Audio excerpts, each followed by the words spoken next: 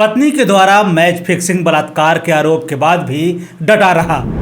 और किस्मत देखिए, इसी दौर में हो गया था रोड एक्सीडेंट, लेकिन डिगा नहीं। जब लौट कर आया तो कहलाया योद्धा। इस खिलाड़ी ने वनडे में सबसे तेज 150 विकेट लेने का किया है कारनामा। इस खिलाड़ी के नाम दर्ज है एक ऐसा रिकॉर्ड जिसे नहीं तोड़ पाया है कोई। लगातार 3 वनडे में 4 विकेट किया है अपने नाम। आज है भारतीय टीम का सबसे भरोसेमंद तेज गेंदबाज। जिंदगी में कठिनाइयां किसके पास नहीं होती है, लेकिन वीर वही कहलाता है जो इन परिस्थितियों को पार कर पहुंच जाता है। आपको भी लग रहा होगा कि हम शुरुआत में ही इस तरह की बातें क्यों कर रहे हैं। दरअसल चक दे क्लिक्स के आज के सेगमेंट में हम बात एक ऐसे खिलाड़ी की करने वाले हैं जिसका जीवन अनेकों कठिनाइयों से गुजरा, लेकिन इसके बाद भी उस खिलाड़ी ने हिम्मत नहीं हारी और आज एक बार फिर से भारतीय टीम का हिस्सा है।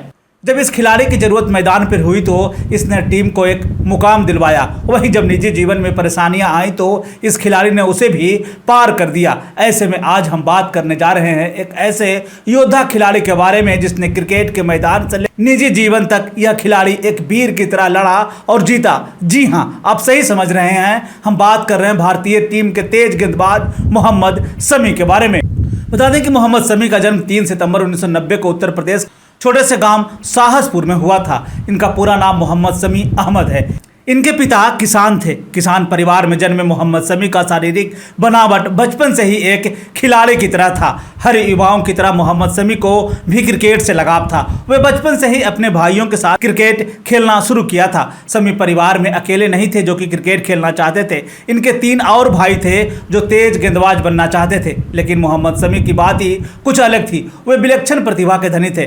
कहते हैं ना कि पूत के पांव पालने में ही दिख जाते हैं। शमी के पिताजी को भी उनकी प्रतिभा बचपन में ही दिख गए थे और साल 2005 में उन्हें मुरादाबाद के क्रिकेट एकेडमी में दाखिला करवाया, जहां उन्हें बदरुद्दीन सिद्दीकी के मार्गदर्शन में अपने क्रिकेट को आगे बढ़ाया। शमी के खेल को देखते हुए उनके कोच ने उन्हें अंडर 19 के ट्रायल के लिए भेजा, लेकिन राजनीतिक कारणों के कारण वो सफल नहीं हो पाए। शमी ने हार नहीं मानी और वे लगातार अपना ध्यान खेल के प्रति लगाए रखे। फिर शमी के पिता और कोच ने शमी को कोलकाता भेजने का फैसला कर लिया। शमी जब कोलकाता पहुंचे तो वहां पर उन्होंने डलहौजी एथलीट क्लब में उन्होंने खेलना शुरू किया। इसी क्लब में खेलते हुए शमी पर नजर बंगाल क्रिकेट एसोसिएशन के सेक्रेटरी की पड़ी। वे शमी की तेज गेंदबाजी से काफी प्रभावित हुए। फिर क्या था, शमी की गाली चल पड़ी। शमी को टाउन क्लब की ओर से खेलने के लिए 75,000 रुपये के कॉन्ट्रैक्ट ऑफर किया गया। इसी क्लब से खेलते हुए मोहम्मद शमी का चयन बंगाल क्रिकेट अंडर 2020 में हुआ था। इसके बाद इंडियन गार्डन में उन्होंने सौरव गांगुली को नेट में भी खूब बॉलिंग किया था। नेट पर बॉलिंग करते हुए शमी ने गांगुली को खासा प्रभावित किया, जिसके बाद गांगुली ने नेशनल सेलेक्टर को कहा था कि आप इस गेंदबाज पर नज़र बनाए रखिए। इस दौरान शमी घरेलू क्रिकेट में शानदार प्रदर्शन कर रहे थे। उनके प्रदर्शन के बीच में ही आया साल 2010, जिसमें उनका डेब्यू घरेलू क्रिकेट में असम की तरफ से खेलते हुए हुआ, जिसमें उन्होंने 3 विकेट अपने नाम कर लिया था। इसके बाद साल 2012 और 2013 के रणजी मुकाबले में मोहम्मद शमी का प्रदर्शन देखने को मिला। उन्होंने अपनी गेंदबाजी की बदौलत हैदराबाद की टीम को पहली पारी में 36 रन देकर 4 विकेट अपने नाम कर लिया। दूसरी पारी में भी शमी का जादू चला और उन्होंने ऐसी कल्पना भी नहीं की थी जो गेंदबाजी उन्होंने कर दिखाया।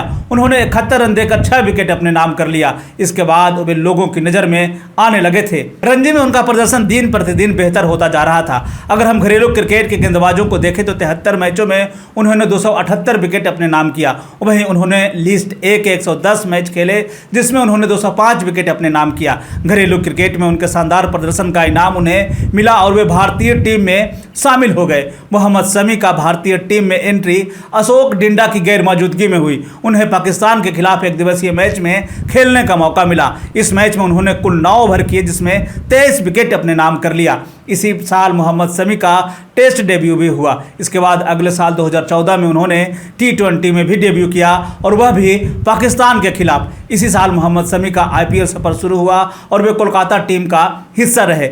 इसके बाद साल 2014 से 2018 में वे दिल्ली टीम का हिस्सा रहे। उसके बाद साल 2019 में वे किंग्स 11 पंजाब का हिस्सा रहे, लेकिन इस दौरान समी घुटने की चोट के कारण काफ़ी परेशान रहे। इस दौरान वे लगातार टीम इंडिया से अंदर और बाहर होते रहे। साल 2015 के विश्व कप को कौन भूल सकता है, जिसमें भारत सेमीफाइनल में बाहर हो गई थी, लेकिन इस विश्व कप में भारतीय तेज गेंदबाजी का जलवा पूरे विश्व ने देखा था। इस विश्व कप में समी दूसरे सबसे ज़्यादा विकेट लेने वाले गेंदबाजों की लिस्ट में शामिल थे। इस सीरीज में समी ने कुल 7 मैचों में 17 विकेट अपने नाम किया था। इस विश्व कप का पहला मैच भारत और पाकिस्तान के बीच खेला गया, जिसमें उन्होंने 35 रन देकर 4 विकेट अपने नाम किया था और विश्व कप की शुरुआत बेहतरीन हुई थी। हालांकि उसके बाद वे लगातार चोटिल होते रहे। इस दौरान स्थिति यह थी कि साल 2016 से 2018 के बीच में वे मात्र 5 वनडे खेल सके और चोट के बाद जब एक बार फिर से वे मैदान में आए तो उन्होंने तहलका मचा दिया। वेस्टइंडीज के खिलाफ 4 टेस्ट मैचों की सीरीज में उन्होंने कुल 11 विकेट अपने नाम किया। इसके बाद दक्षिण अफ्रीका के दौरान हुए 3 मैचों की सीरीज में 15 विकेट इन्होंने अपने नाम किया। इसके बाद ऑस्ट्रेलिया के खिलाफ खेले गए सीरीज में उन्होंने 16 विकेट अपने नाम किया। फिर इंग्लैंड के खिलाफ हुए मैच में समी ने कुल 16 विकेट अपने नाम किया। इन दिनों समी का प्रदर्शन बेहतरीन हो रहा था, लेकिन किस्मत को कुछ और ही मंजूर था। साल 2018 में समी की पत्नी हसीन जहां ने उनके ऊपर कई गंभीर आरोप लगा दिए। इसी साल यानी कि साल 2018 में ही समी देहरादून से नई दिल्ली आ रहे थे। इस दौरान उनका कार एक्सीडेंट का शिकार हो गया और समी की दाईं आंख के ऊपर चोट आई थी, जिसमें कुछ टांके भी पड़े थे। हालांकि समी ने इस एक्सीडेंट को भी अन्य परेशानियों की तरह पार कर लिया। हसीन जहां की ओर से लगाए गए आरोप के बाद से सभी लोग हैरान रह गए थे। बता दें कि समी की पत्नी ने फेसबुक पेज पर आरोप लगाते हुए कई पोस्ट लिख दिए, चैट के कई स्क्रीनशॉट भी शेयर कर दिए। हसीन जहां की तरफ से जो आरोप लगाया जा रहा था उसमें यह बात कहा जा रहा था कि दूसरी लड़कियों से समी के चैट होती थी। हसीन इस दौरान यह दिखाना चाह रही थी कि समी का किसी दूसरी लड़की के साथ अफेयर चल रहा है। इतना ही नहीं, हसीन जहां ने यह भी आरोप लगाया था कि वे हमारे साथ मारपीट भी करते हैं। कई सालों तक उन्हें प्रताड़ना सहना पड़ा है। तमाम तरह के आरोप लगने के बाद बीसीसीआई ने भी कॉन्ट्रैक्ट तोड़ दिया, लेकिन समी कहां हार मानने वालों में से थे। वे रोज अभी भी मैदान पर प्रैक्टिस कर रहे थे। इस दौरान समी के लिए मुझे यही याद आ रहा है कि चुनौती से जो डर गया, जीते जी ही मर गया।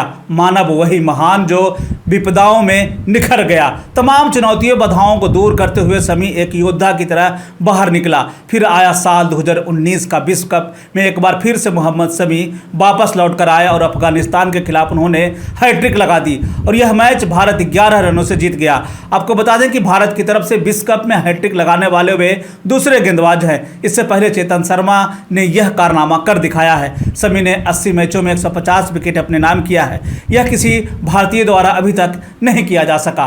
इसके साथ साथ 3 लगातार वनडे में 4 विकेट लेने के यानी कि 4-4 विकेट लेने का भी कारनामा समी कर चुके हैं। समी जब अपने पुराने दिनों से लौट कर आए तो उनकी गेंदबाजी में एक और ही धार देखी जा चुकी है। उन्होंने गेंदबाजी के नए तकनीक को विकसित किया, जिसकी प्रशंसा विश्व क्रिकेट में की जाती है। मोहम्मद समी ऑस्ट्रेलिया T20 विश्व कप 2022 की टीम का हिस्सा हैं और अपनी गेंद से बल्लेबाजों को परेशान कर रहे हैं। हमारी शुभकामनाएं उनके साथ है कि वे अपने पुराने दिनों को भूलकर एक बार फिर से हमें पुराने अंदाज में दिखें। और चलते चलते एक सवाल के साथ आपको छोड़े जाता हूं कि समी की गेंदबाजी का कौन सा स्पेल आपको सबसे ज़्यादा बेहतरीन लगा। आप हमें कमेंट करके ज़रूर बताएं।